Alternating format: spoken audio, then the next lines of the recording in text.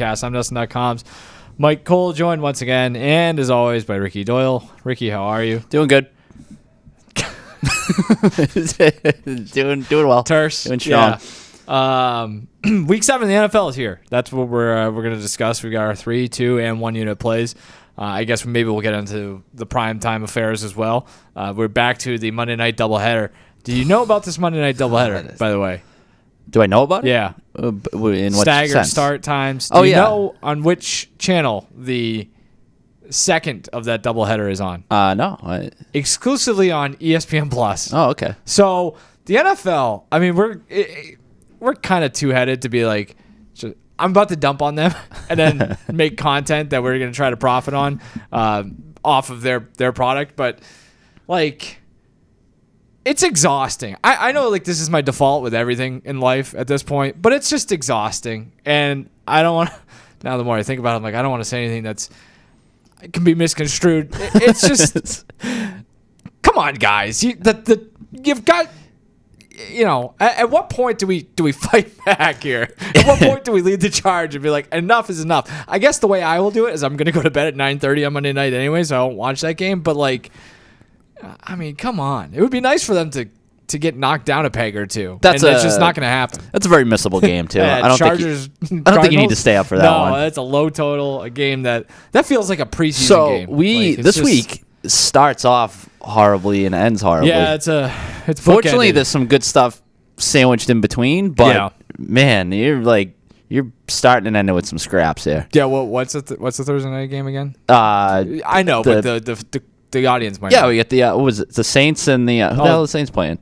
The Broncos. Saints-Broncos. The Sean Payton Bowl. Yeah, that's a Bo tough Nix one. versus Spencer Rattler. Yeah, the real quarterback debate that everyone's having about this rookie class. Oh, actually, Spencer Rattler's not a rookie. Might as well be, though.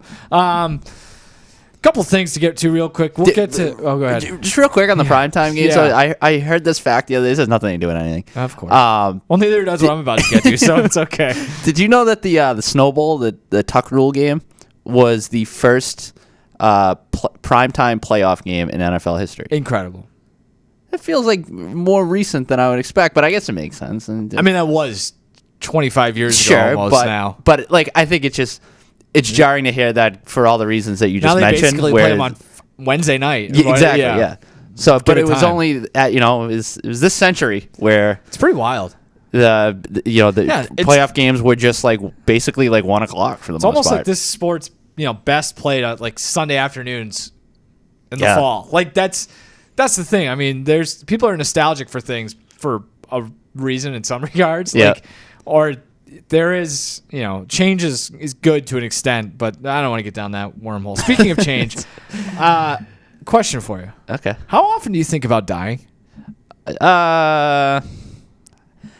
To be honest with you, it doesn't really cross my mind all that much. Me neither, but I was actually thinking about it the other night. Not as much as it probably should. You ever get one of those ones where it's like you start thinking about the idea of dying, and then it just...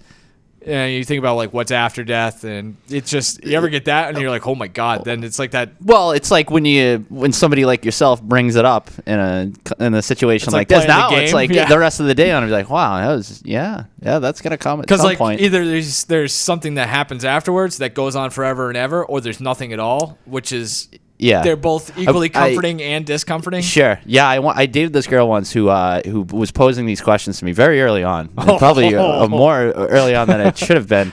And she's like, "Well, what do you think happens when you die?"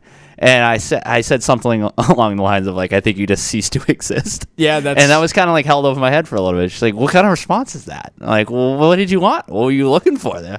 Yeah, right. I think. Well, so that was clearly in hindsight somebody reaching out. Somebody who is going through it themselves. Probably. And maybe that was it. Mortality. And they're like, I need somebody to tell me that it's going to be okay. And you completely. So you're not with this young lady anymore. No. That ship sailed.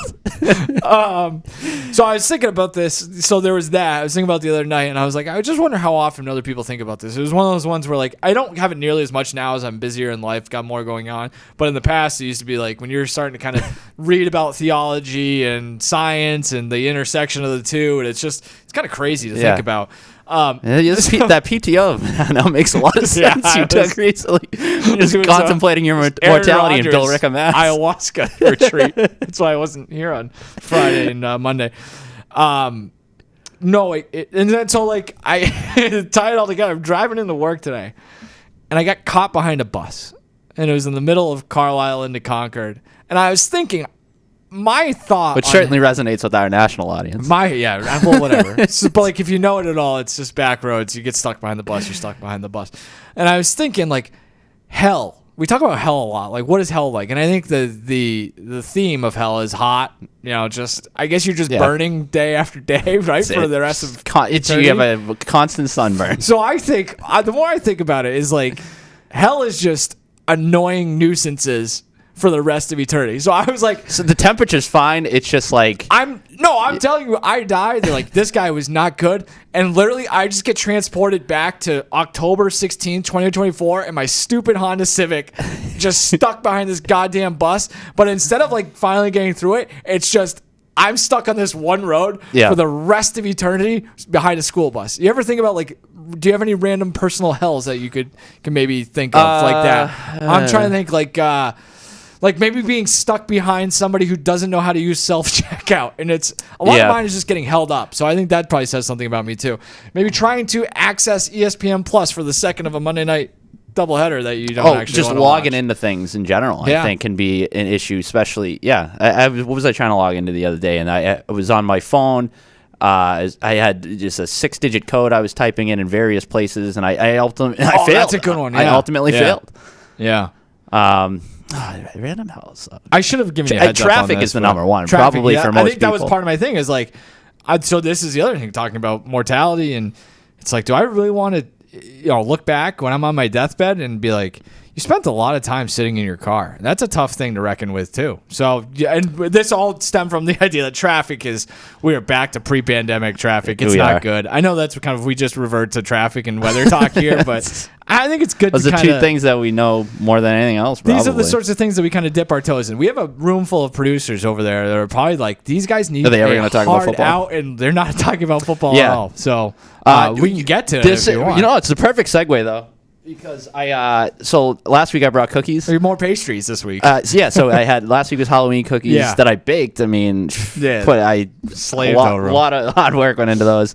I didn't have time to do that this week, but I did order Chinese food. Oh, okay. And so I got fortune cookies. Yeah. So as we sit here and contemplate our mortality, I mean, this makes a lot of sense for us to look into our fortunes, right? I don't disagree. Yeah. Do you want to do that this wasn't planned either. I didn't know you were going to start bringing up death and when you things of that. I was like, this is actually not a bad tie-in here.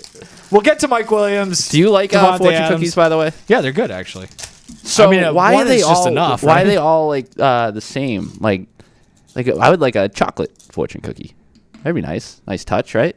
I think they make them. Do they? Yeah, I've never seen them. Yeah, whatever. All right, what's your fortune? We'll see. We'll see how we can apply this throughout the show. There's fortunes on each side here. There is? Yeah. No, there isn't. There's numbers. I got two fortunes. Double print. Anyway, I'm going with the one that I think really can tie into this. It says, don't miss out on your chance to win big. So that's nice. I'm gonna go 3 for 3 this week. I'm parlaying all of our picks together. You should really. Yeah. Don't no layups this week. Mine is celebrate the unique bond you share with your friends. Oh, this is nice. This is a nice moment. This is nice. This is a nice moment for us. Maybe you should have had more of those moments with that. Let's talk about week 7. That girlfriend of yours. On the back, it does say your courage is an inspiration to others. So I'm double barreling it here.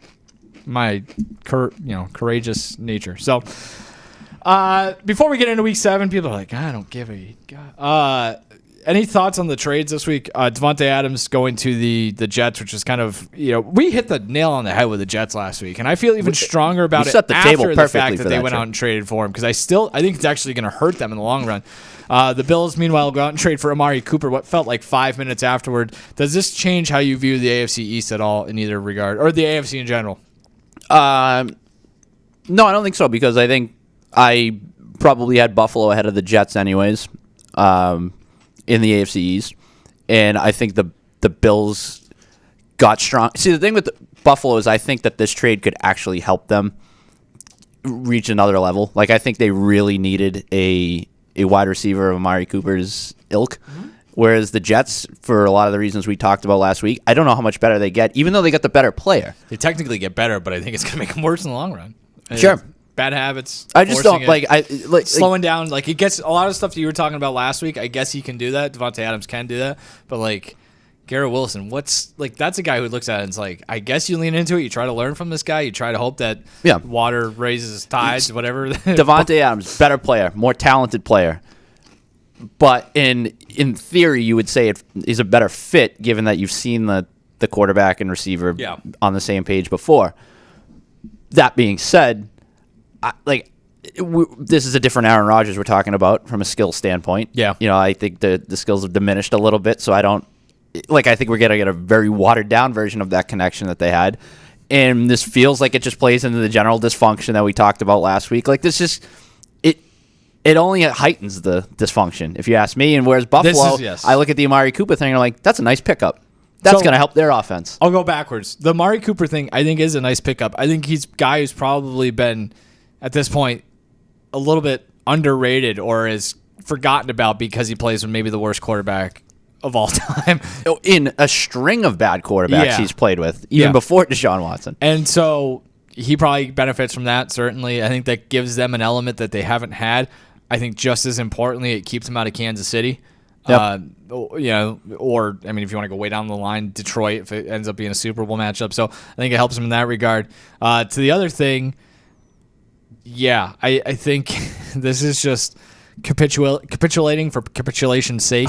Like, I don't see how this helps them. I think it, like I said, I think it more or less reinforces some bad habits. I think, to your point about the watered down situation, the Jets, which is, by the way, a hilarious move, posted, I think it was like a 7-minute video of Aaron Rodgers to Devontae Adams highlights on their own Twitter account, which is just 7 minutes of Packers highlights, which is just a strange move in general. But in that first video, it's a game from 2014. They're playing the Patriots, and it's on the Patriots defense is Rob Ninkovich, Vince Wilfork, Brandon Browner, Darrelle Revis, like, it's Brandon just Browner. Dante Hightower, like, name drop. It just kind of speaks to the fact that you're really banking on something that was at its best 10 years ago, and if that's going to save a 2-4 team, color me surprised. I don't think it's going to happen. So it's interesting. I mean, and it works out well that the Jets are going to play what feels like 10 more primetime games, so at least it's something to sink our teeth into, because they were on the border of being boring. Yeah. So there's at least something to reinvest I don't fault them for the move by any stretch of the imagination. I almost feel like they had to make the move. What are they going to do next year, though? But I mean, your chips are all in now, so might as well. The other thing is too is like you're right. You're like, next year they could be bad, or in 2 years they could really be bad. So like, if you're just focusing on this year, it's like, whatever. Let's just keep pushing the chips in. I respect it. Yeah, that's fair. Maybe Woody Johnson got a fortune and said, "Don't miss out on your chance to win big." There you go. He's going for it. And Aaron Rodgers is celebrating the unique bond that he shares with his special friends. Full circle moment. His special friends are few and far between. You got any? You want to get into our picks? Yeah. What's your 3-unit pick for this week, Week 7 in the NFL So season? One of the other big storylines coming out of Week 6 is the first career start of Drake May. Now he gets to go to London. So I'm looking at this Patriots-Jaguars game in London, over 42.5. Stay away from the side for the time being. Let me ask you this, as it relates to the Patriots. Obviously, all of the headlines center around Drake May. Yeah. Does the Patriots' defense stink? Yeah, I mean, technically, yes. Like, I don't know if it's totally their fault. I think I saw one thing I didn't really care for is Bill Belichick and Mike Lombardi dumping on the Patriots defense once again on their little show. I look at it's like the injuries are kind of hard to ignore. Like, I don't injuries and trades. Like, losing Judon and Barmore really kind of puts you back on your back foot. So, but I think there still was, even after those two developments, like, just kind of like an assumption that this defense was going to be pretty good, at least. I will yield that they have clearly taken a step back in coaching from Belichick to Mayo and whoever. So like, it's. I didn't think it would be this pronounced. I don't think it's surprising, but that's the thing. The talent isn't what it was, but I think you were banking on the fact that they were going to continue to play discipline, like just structure to it. You watch them and it's like the pre-snap penalties. Like, it's just boneheaded things. If not that, what is the reason for hiring a guy like Rod Mayo? You know what I mean? Yeah. Yeah, I mean this whole thing. I can't stress enough how much of a disaster it has been. It's awesome. It has been. I'm so happy. It has been so bad from like so happy. when you consider like the messaging of everything and how it's just a constant talking out of both sides of your mouth. But then also when you show up on game day and you're seeing some of the issues that are plaguing them, like it's on the field, it's off the field, and I don't know if we're devoting enough attention to how much of a mess it has been. But because I do think they're getting a pass, if you want to call it that, or not even a pass, because they're getting, people are criticizing them. I think everybody just kind of assumed that they were going to be bad anyway. Yeah. I just don't know if everybody assumed it was going to be this bad. And so this is the thing that I have an issue with them. And we'll talk about like Washington a little bit later. I heard somebody making this point the other day talking about Detroit when Dan Campbell first got there, or I don't know, any other number of teams that hire a new head coach. Like, there's no sign of hope outside of like Drake May threw a ball a couple of times. Like, they aren't building to anything. Fact, it doesn't feel people like. Are celebrating the forward pass more than I've ever seen before in my life. It's the culture. The advance the ball great. in the air past the line of scrimmage is this revolutionary concept coming out of last week. But that being said, the offense did it looked different, and maybe that's just why we're going back to last week. I don't feel bad about my handicap of that game because it played out on one side of the ball exactly like they moved the ball, and some of it was garbage time, but it looked far more competent. Like, and the problem is like I think it goes both ways, right? He turns the ball over a little bit more than Jacoby Brissett clearly does, but yeah, you saw a little bit of spark from when you throw the ball. Yeah, that's a good point. But all right, so to go back to my pick, so I think the answer is yes. I think the Patriots defense stinks to a certain extent. Like it's certainly not as good as maybe we thought it was. Or I'm not saying the collective we, because I think you and I probably identified a couple flaws in there. The overall defensive system coming into the year, but you look at the numbers: 29th in defensive DVOA, 24th in opponent EPA per play. Big thing with them, no pass rush whatsoever. Mm-hmm. So I think there's a chance that they give up some points in this game. Jacksonville's offense has had some issues this year, really relying on the deep pass. But, if they're not going to get any pressure on Trevor Lawrence, which is really when he has struggled, when he's been under duress, I think there's a chance for Jacksonville to score points. And like we just mentioned, I think the Patriots offense is obviously making strides. You're going to have to live with some of the turnovers and stuff like that. Maybe that sets up some short fields where points are had in this game. But, while I sit here and say, I think the Patriots defense stinks, I know the Jaguars defense stinks. I think that's abundantly clear. Dead last in defensive DVOA, dead last in opponent EPA per play, dead last in drop back EPA per play. They don't have a pass rush either. They don't stop the run. Outside of the unique travel situation of, a rookie head coach and quarterback having to go to London and this being the second start of the quarterback's career, this is an excellent spot for the Patriots offense to find its footing. And I know there's a lot of talk of should Doug Peterson be fired if the Jaguars lose this game.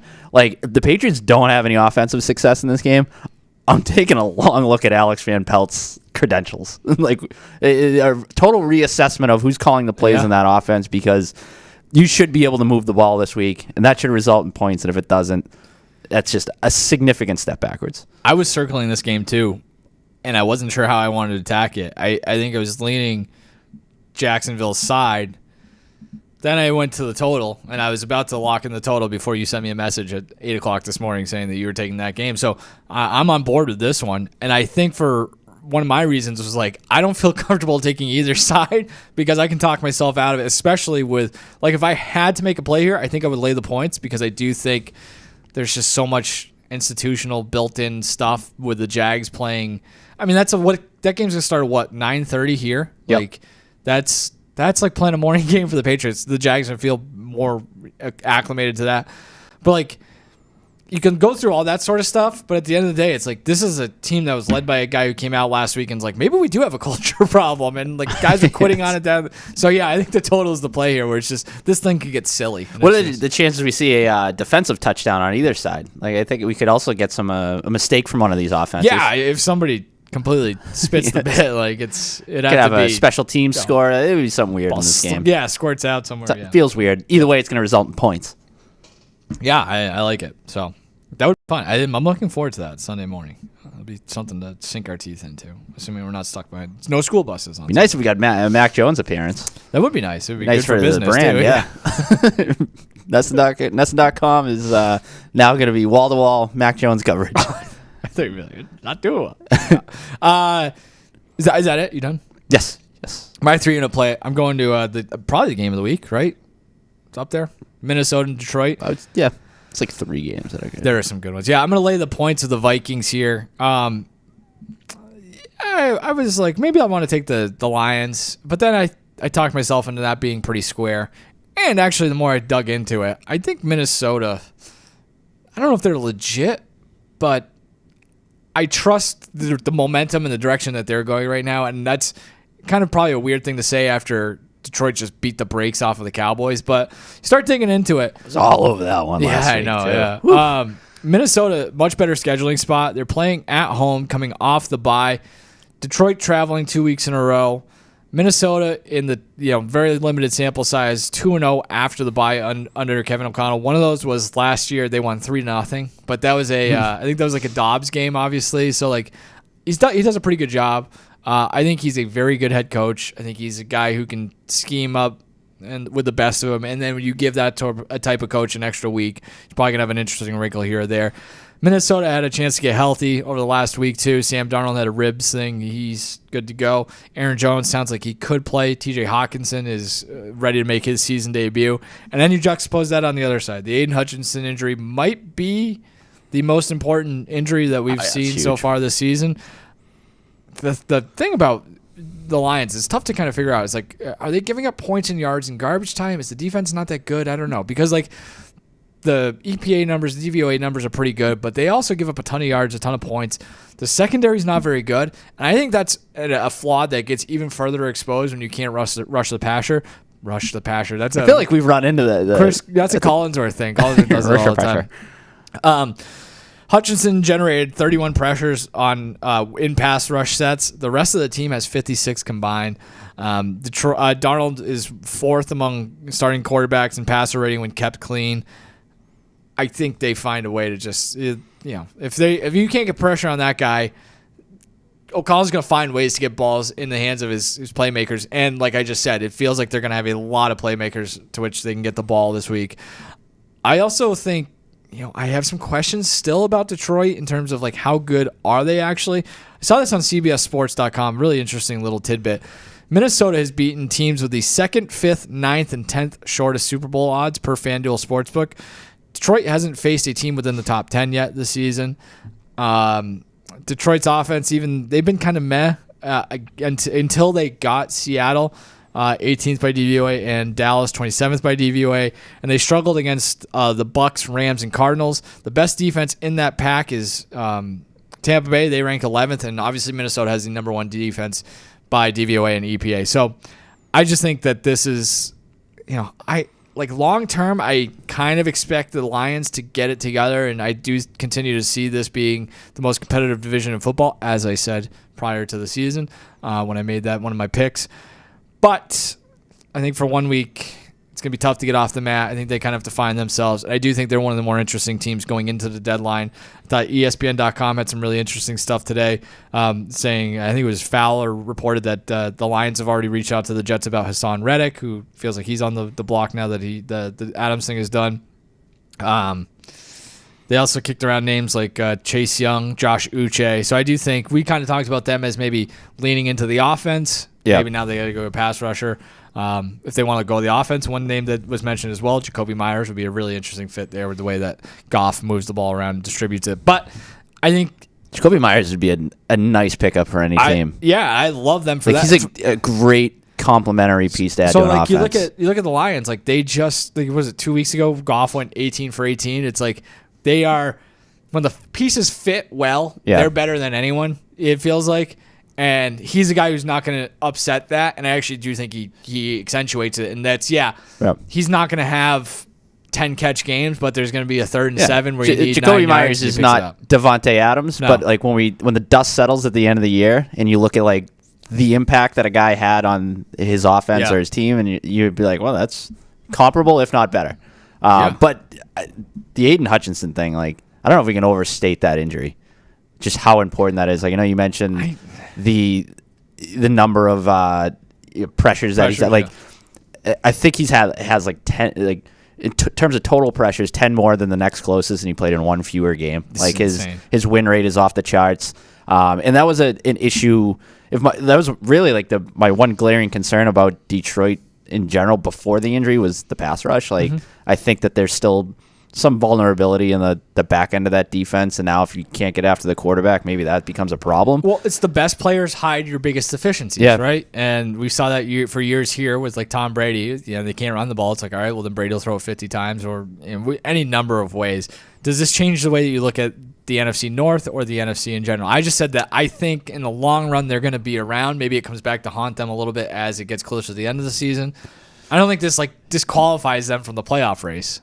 No, because I think their offense is that good when it's clicking, and almost load up. And I also think that I look around the conference, and I'm not sure there are that many other teams that I'm like, yeah, they can't beat them. Like even like the favorite in the conference right now, the 49ers. Like we've seen them; they've had some shortcomings. Sure. So biggest competitions in the division. Yeah, it would have been nice if Hutchinson didn't shatter his leg into a million pieces, and also you were able to add somebody of the one of the pass rushes you mentioned. But I think it might take him a little bit. This is why I was looking at the over in this game, 49.5. Like I think you're going to get some points in this game. It was just a little too high. Number. Yeah, I could see both of these teams putting points up this weekend. Another personal hell would be watching injuries like the Aiden Hutchinson one on repeat. You're just stuck in a small, dimly lit room. Isn't it amazing guys how break their legs on football fields? So many of those tweets too are like, if you're squeamish, look away. Yeah.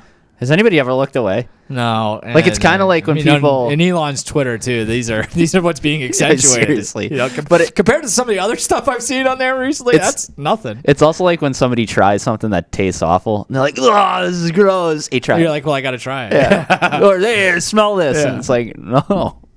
But sometimes you are. Yeah, staying in the NFC North, what's your 2 unit play? I love this game, by the way. Packers laying 2.5 versus the Texans. This is another one where we can maybe learn a lot about these two potential Super Bowl contenders. But I'm going to lay the points with the Packers at home. Something about Houston, their offense, like I know it's weird to say coming off a 41-point effort against the Patriots, so I just outlined all the reasons why their defense stinks. And also, like you said, they gave away a lot of points there as well. I don't know, like that offense just doesn't feel like it's clicking yet. And I think this could be the week that you start to see the effects of Nico Collins going down. I know Larry Tunsil's banged up. Rushing game just hasn't quite been there. Like you've seen it in spurts, but it's not been a consistency in their game. Yeah, especially on early downs. They're 31st in early down success rate. The only team they're better than is Cleveland, who has like a historically bad offense. Yeah. I have a little bit of concern about the offense, and then on the defense, that they have some key pieces missing as well. I also look at like the track record, like the Houston's wins, Indianapolis, Chicago before their offense really started humming, Jacksonville. Buffalo win was a good win, but if I remember correctly, like Buffalo made a lot of mistakes in that game. Kind of let them off the hook, and then obviously the Patriots in between there, they got steamrolled by the Vikings. So I don't know, just something feels a little off with Houston. I feel pretty good about where Green Bay is at, though. Like the other thing too is like I mentioned the rushing attack. So like I think if the inability for Houston to run the ball is kind of plays into the hands of this game, like they're not going to be able to take advantage of the biggest deficiency on Green Bay. So less than a field goal, I'll lay the points. But I love this matchup, and I love the quarterbacks involved too. This is they haven't played yet. No, this is a nice CJ Stroud versus Jordan Love. Like when we did our quarterback rankings, I didn't feel like we've done that at various points, but before the year, like I feel like when you get to these two, it's very you flip a coin a little bit. Yeah. Which is probably unfair to both of them, but yeah, is that your long way of asking me who I'd rather have? Sure, I'd love to know. So I've watched a lot of Love. Obviously, he still kind of has some baking to do. Like You see, I think So he's all right. So I should one of the best. clarify long term. Sure, career. yeah. Wise. But so I think one of the best tweets I saw was like talking about like watching Jordan Love is like there's somebody who has a lever on the sidelines that keeps flipping back and forth between Aaron Rodgers and Brett Favre. And like if that's the worst he's going to be, like that's fantastic to have. But I still think he has some of that stuff to kind of get out of his game, and I think he'll get there eventually. He's older. He's been around longer. Stroud came in and is like really doesn't seem to have as much of that. So I think long term, if I had to pick one, I would pick Stroud just because I think he's got more, not room to grow, but I think he's closer to being done at a younger age. So I think there's more surplus value in the long run there.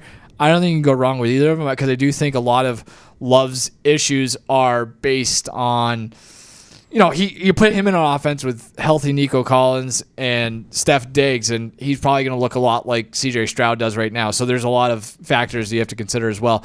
But like I said, gun to my head, I would take Stroud, I guess. But if we're having this conversation again in like 5 years and we're talking about like the two best quarterbacks in the league, that's going to be sick. Like that's going to be so exciting if these guys keep going on that ascent. I think I probably fall in that same way. Like I think Stroud probably has more talent. Like maybe that's underselling Love a little bit, but I think that's kind of what you were saying. I would also maybe saying the same thing as slightly different ways. I do think Love has benefited more from the situation, not the players. I know I'm kind of like contradicting myself, but the way he was brought along, they've built him into that system in a way that maybe hide some of his talent. It is kind of fascinating when you see that like the way in which each quarterback arrived to where they are now, like where Stroud just comes out guns blazing in his rookie season, and Love sits behind one of the greatest quarterbacks of all time. Guy came from a school that wasn't that yeah, right. Arrived at this point very different ways, but yet here we are, and they're both neck and neck. Good problem to have. This would be a fun one. Too bad I got stuff. I also like what these two like. Comparing them to this year's rookie class is an interesting exercise too.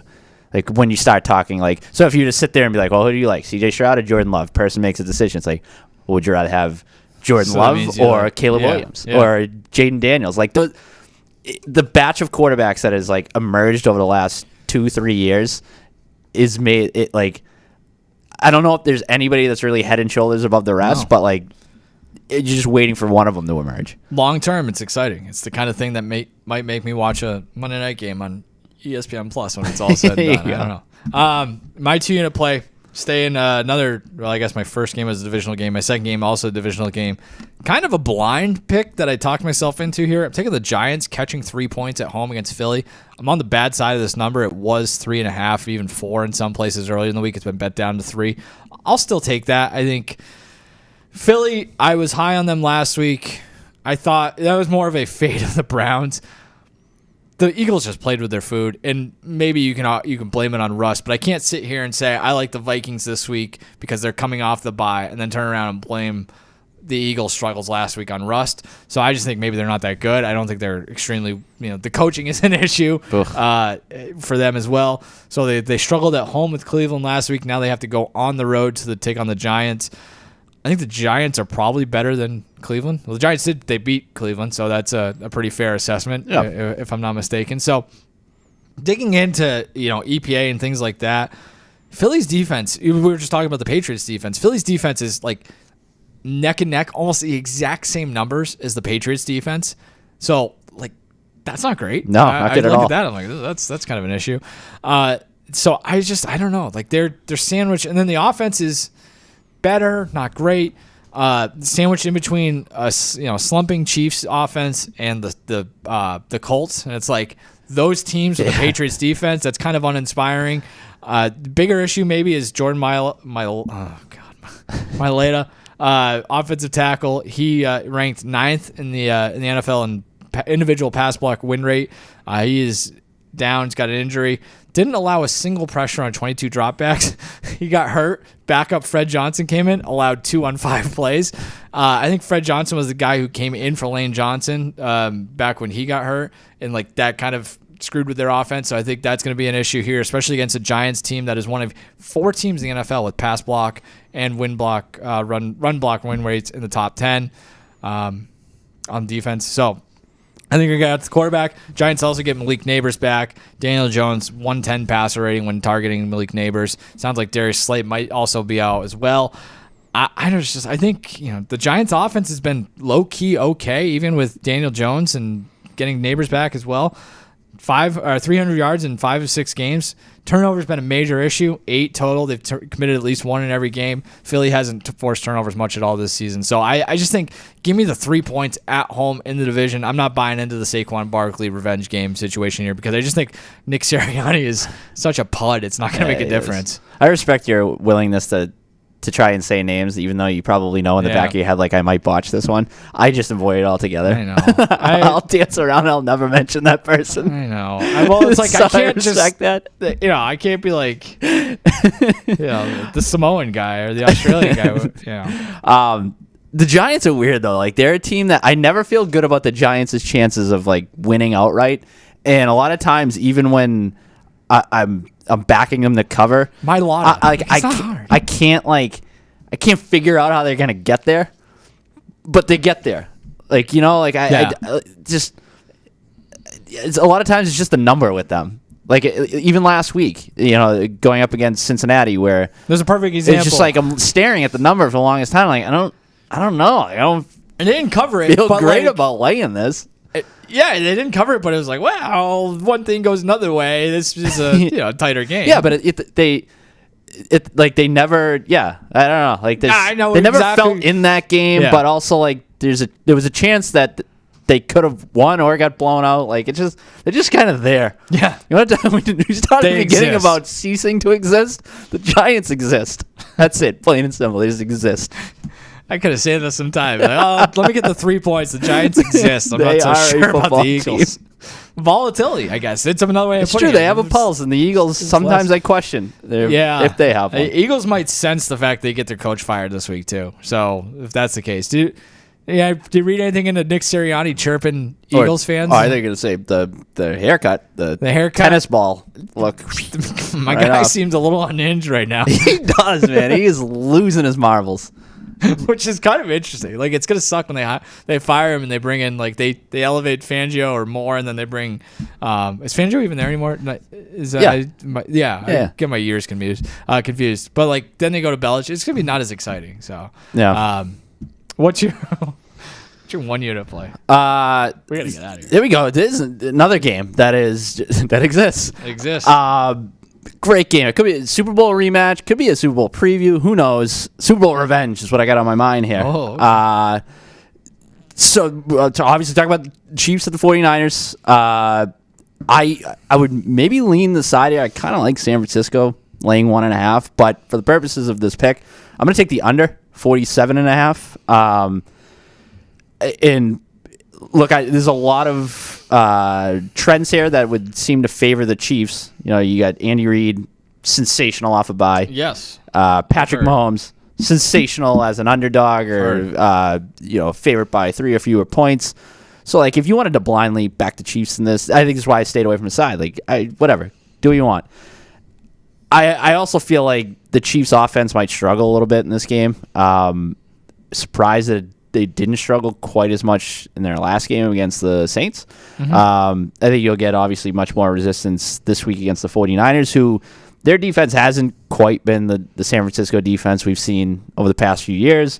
But still, I mean, it's still a good unit, still good in coverage. When we want to talk about matchups, like, I think that they'll be able to shut down the weapons that still are there for the Chiefs. It's been dwindling throughout the season. The fact that, they said the Chiefs coming off the bye, but I don't think the rest advantage is as significant this week with the 49ers playing last Thursday. I think the Chiefs are going to go through a stretch here where they're trying to figure out who they are. So this is one that I have penciled in as a potential loss, and it's because of the offensive struggles.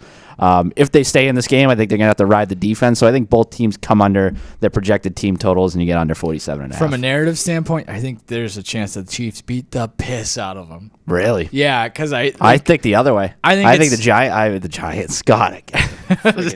They linger. They do. They're such a pain in the ass. I think the Niners might blow them out. I just think, like, this is one of those games where we're Want to parlay our picks? Yeah, yeah, right.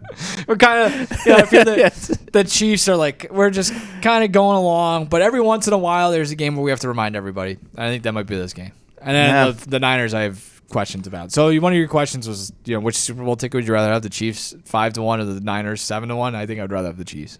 And they both might get there, and But again, this would be another scenario where they get there, they arrive at the same spot, but it just looks very different how they get there. Aesthetically, I'm not into that. I don't want to do the rest. No, I don't want to do it again either. Yeah. We have precious time left. I'm like, what about the colors in the Super Bowl? Everybody talk about that. My one unit play, give me Washington laying 7.5 at home against Carolina. I saw enough last week to believe that Washington is ready to be a pesky, frisky playoff contender. More or less went to the wire with Baltimore. At least held their own. Didn't get blown out. Real soft spot to land here. Could have got away from them, too. There were various points where it's like, maybe this. No, which is nice. Keep it on the rails. Carolina defense, 31st in DVOA, last in points per game allowed, 27th in yards per play allowed. I think the EPA, they're down at the bottom too. They rank dead last in pressure rate. Jaden Daniels, when kept clean, has a passer rating of 106.5 and is completing 80% of his passes. That ranks first among NFL starters.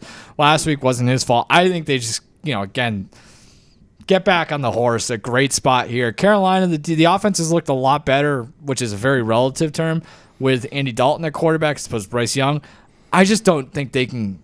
Well, I mean, that's probably overstating a little bit. I think this is build a really early lead, and it kind of gets away from them. So I go right back to Washington here. I think they're building something here. We were kind of talking about the Patriots' dysfunction earlier. It's kind of remarkable what the Commanders have been able to do in relatively short amount of time.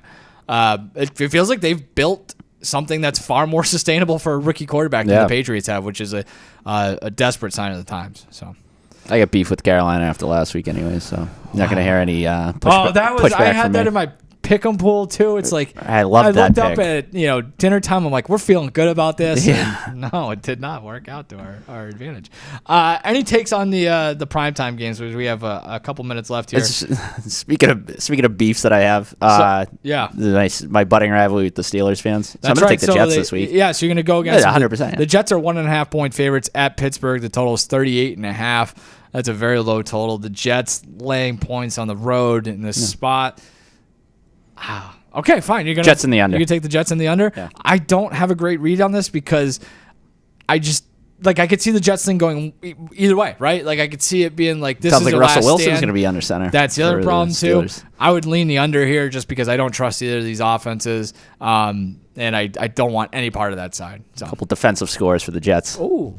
Interesting. But bet on it. Monday Night Football, again, we got the doubleheader. Let's start with the early game. This is actually a really, really good game. We talk about the bookend. We're not, this isn't the... This is good. This is good. the epilogue Sneaky or the index, the table of contents. We're not quite to the back cover. I feel like I've watched a lot of Bucks. I know. It's unbelievable. 3.5 point home underdogs. The Bucks are against Baltimore. Total set at 48.5, a high total here. Baltimore laying more than a field goal on the road at a Tampa team that has really kind of stepped up to most of its challenges this year. I think I'm inclined to take the points here with the Bucks. I just think you got a shootout, comes down to a field goal late. I'm on the Bucks too. I'm on the Bucks. I think I might lean under it here just because of like the perception of both these teams. Maybe zig while everybody's zagging. But I feel like I have seen the Bucks so much on Red Zone.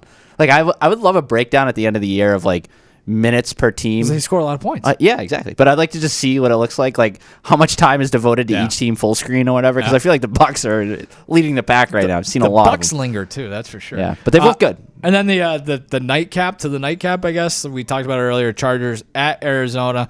Chargers 2.5 point favorites. The total 43.5. I think I'd blindly grab the points here just because the Chargers don't really blow out anyone, even when they try to blow out a team like they did last week against Denver.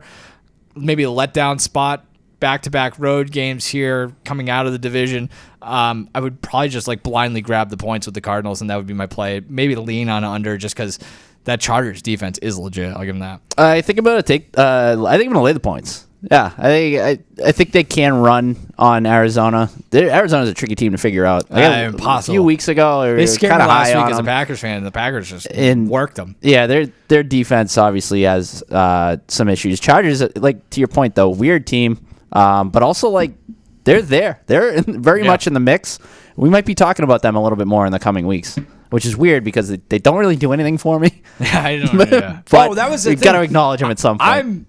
I know we have to get out They of here. exist. What's their Super Bowl number? Or what's their I don't know. their conference number? I'm betting them to win their conference. All right. I saw enough last week that if everything else falls apart around them, I think they're going to be steady Eddie all the way. 30-1. Okay. Lock it in. Courageous. Yep. So, anything else? No, we got to All right, go. let's get out of here. We got 310 A lot reasons of to get Teams out of here. messages So, coming my way, too. Hear that. Thanks for joining us on The Spread. We'll see you again next week. Goodbye.